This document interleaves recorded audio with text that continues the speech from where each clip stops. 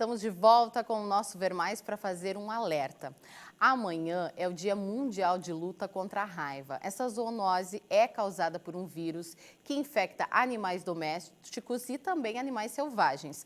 A doença pode ser transmitida inclusive para nós. E quem vai nos orientar sobre esse assunto é a médica veterinária Larissa Moraes Todorovic. Boa tarde, seja bem-vinda ao Ver Mais. A Larissa que está online conosco. Boa tarde, Larissa. Boa tarde, obrigada pelo convite.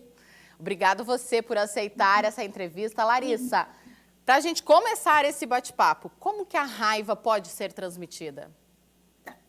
Sheila, a raiva é um assunto que hoje em dia caiu um pouco aí, né? Porque a gente acredita que ela está sendo até um pouco negligenciada propriamente, porque os casos eles têm diminuído e as pessoas esquecem um pouco de falar sobre isso. Então é muito importante a gente trazer esse assunto agora, até mesmo para conscientizar a população mesmo, tá?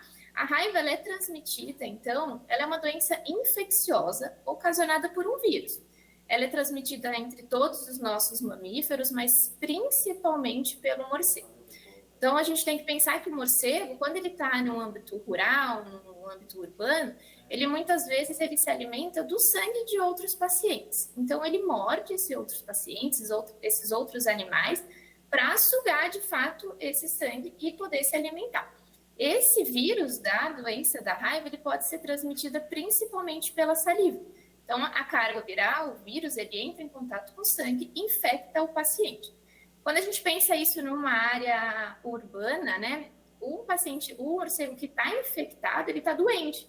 Então, muitas vezes ele não consegue voar, ele não consegue ir para alturas muito mais altas do que ele costuma e ele acaba ficando no chão. O cão e o gato que têm acesso à rua, ele pode caçar esses animais, né? E eles contraem essa doença também na mordedura, até mesmo se alimentando desses morcegos. Esses animais voltam para suas casas, né? Voltam para o nosso ambiente familiar e às vezes numa brincadeira, sem querer, podem nos arranhar, nos morder e a gente acaba contraindo também a doença dessa forma. A doença, ela é mais comum em cachorros, gatos, como que é? Olha, em estatísticas, né, ela de fato acomete mais os cães, mas eu acredito que seja porque de fato os cães eles estão mais frequentes na nossa rotina, né, em casa, e também tem mais acesso às ruas, tem mais esse instinto de caçar de fato. Mas hoje em dia a gente sabe que os cães eles são mais predispostos sim do que os gatos. Larissa, e como que é possível, quem é tutor, né, identificar se o animal de estimação está com raiva? Hoje em dia a gente tem exames específicos a partir de exames de sangue, que isso acontece também no quadro humano, né? A partir de exames específicos que a gente detecta o vírus, mas esses exames não são tão fáceis de acesso e às vezes demoram os diagnósticos, né? Então acaba sendo um diagnóstico mais clínico mesmo, pelos sinais clínicos que o paciente apresenta. Então, podem ser sinais totalmente inespecíficos, como perda de apetite, apatia, o paciente fica com fraqueza muscular, muitas vezes com salivação, mas podem ser sinais mais característicos, como sinais neurológicos. Então, eles convulsionam, começam a ter fraquezas musculares aos pontos de realmente ter aí uma parada cardiorrespiratória.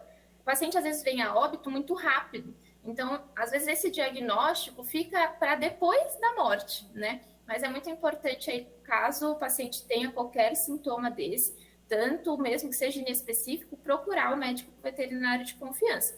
Porque, querendo ou não, a gente tem aí um olhar mais clínico para poder identificar se devemos nos preocupar, por ser uma coisa de saúde pública também, né? Afeta a nós também. Com certeza, né? E em Santa Catarina, Larissa, a gente tem algum caso, algum registro de animal que foi diagnosticado com raiva? Temos sim, tá? Pensando mais em âmbito rural, com certeza que o morcego ele se alimenta mais do sangue do boi, da vaca, do cavalo, mas está muito próximo de nós também, né? Foi feito um levantamento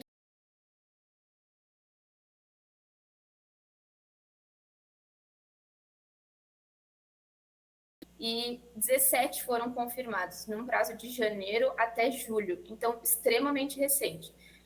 Pensando em teve um caso até em Florianópolis, que Carol. ainda não foi confirmado, de uma gata que Carol. arranhou a sua tutora e a tutora veio a óbito de fato. Então, eles ainda estão investigando, a gente ainda não tem muita certeza, né? Mas pensando aí, não tão perto de nós, mas no Paraná, foi confirmado 100 casos de animais domésticos e rurais, de casos confirmados de raiva. A última morte humana que teve em Santa Catarina foi em 2020, de uma senhora também.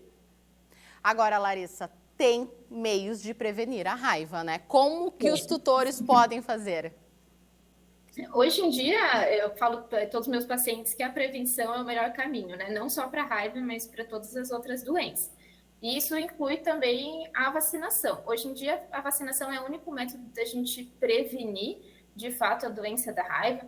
É uma vacinação super simples, é uma dose, ela pode ser feita a partir dos 3 meses de vida, tanto do cão como do gato, e é uma dose uma vez ao ano. Ela é obrigatória, então, se, por exemplo, por acaso o tutor for viajar com o seu paciente, seu animal dentro do carro, numa viagem bem próxima, mas não levar a carteirinha, não tiver com a vacinação de raiva atualizada, o policial que parar pode sim multar até mesmo esse tutor. Então, hoje em dia, a prevenção da vacinação é muito importante e é o único meio, né? Fora essa troca de informação de que a raiva está aí. Ela não foi erradicada, ela está totalmente presente, principalmente no âmbito rural, e nós estamos muito próximos disso. Então, temos que continuar aí a prevenção. Tá certo. Muito obrigada pela sua participação aqui no Ver Mais, Larissa. Até a próxima. Obrigada. Até mais.